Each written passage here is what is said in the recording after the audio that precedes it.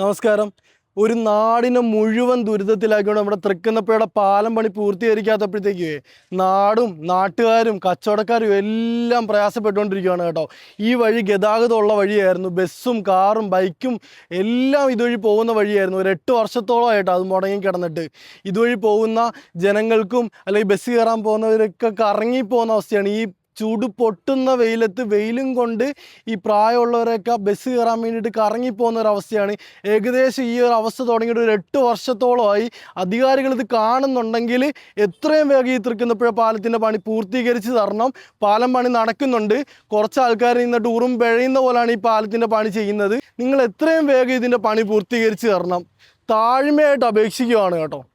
ചേട്ടാ, ഈ പാലത്തിന്റെ പണി പൂർത്തീകരിക്കുക കിടക്കുമ്പോൾ നിങ്ങൾക്ക് ജനങ്ങൾക്കുണ്ടാകുന്ന ബുദ്ധിമുട്ട് ചേട്ടാ ഒന്ന് പറഞ്ഞു കൊടുക്കും? തീർച്ചയായിട്ടും പാലത്തിന്റെ പണി പൂർത്തിയായി. അതായത് ഇതിന്റെ 2-3 തവണ ഇത് ഫിനിഷ് ചെയ്യേണ്ട സമയം കഴിഞ്ഞിരിക്കുന്നു. പക്ഷേ ഇത് സംഭവിച്ചതെന്ന് പറഞ്ഞാൽ ഇവിടുത്തെ MLA വളരെ നിഷ്ക്രിയമായ നിലപാടുകൾ കൊണ്ട് കാരണമാണ്. ഇവിടെ ഒരു കോൺഗ്രസിന്റെ ഒരു ഓഫീസ് ആസ്ഥാനം ഇവിടെ കണ്ടുണ്ട്. അതിൻ്റെ പേരിൽ ഇതിൻ്റെ അലൈൻമെൻറ്റ് മാറ്റുന്നതുമായിട്ട് ബന്ധപ്പെട്ട് ഒരുപാട് വിമർശനങ്ങൾ ഇതിനകം തന്നെ നടത്തി കഴിഞ്ഞിട്ടുള്ളതാണ്.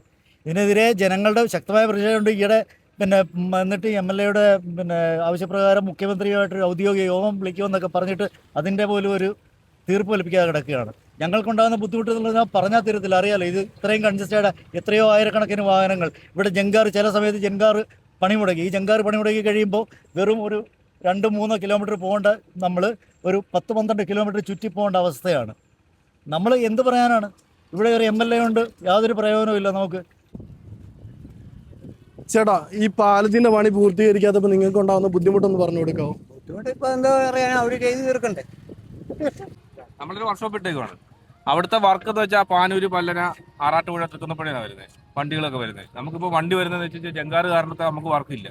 നമ്മുടെ വണ്ടി വർക്കുകളെല്ലാം താമല്ലാക്ക, തൃക്കുന്നപ്പുഴ അങ്ങോട്ട് പോവുകയാണ്. ഇപ്പം നമ്മളിപ്പോൾ ഇവിടുന്ന് അപ്പുറത്ത് പോയി വേണം ചെയ്ത് 10 രൂപ ഉണ്ടാക്കാൻ. ഈ പാലത്തിന്റെ പണി ഇങ്ങനെ നടക്കുന്നതുകൊണ്ട് കച്ചവടക്കാർക്കും നാട്ടുകാർക്കും ഒക്കെ വളരെ ബുദ്ധിമുട്ടാണ്. വളരെ വലിയ മോശമായിട്ടുള്ള പണിയാണ്. നമുക്കിപ്പോൾ 10 രൂപ ഉണ്ടാക്കണമെങ്കിൽ നമ്മളിപ്പോൾ അക്കരെ പോകണം. നിങ്ങൾക്ക് എന്തോ സർക്കാരിനോട് പറയാനുള്ളത്? സർക്കാർ എന്ന് വെച്ചാൽ ഇത് അന്യായം കാണിക്കുന്നത്. അതായത് നമ്മുടെ ചോറ് മണ്ണ് വാരിയിട്ടോണ്ടിരിക്കുകയാണ് സത്യത്തിൽ കാണിക്കുന്നത്. കിടക്കുമ്പോഴത്തേക്കും നിങ്ങൾക്ക് എന്താ പറയാനുള്ളത്?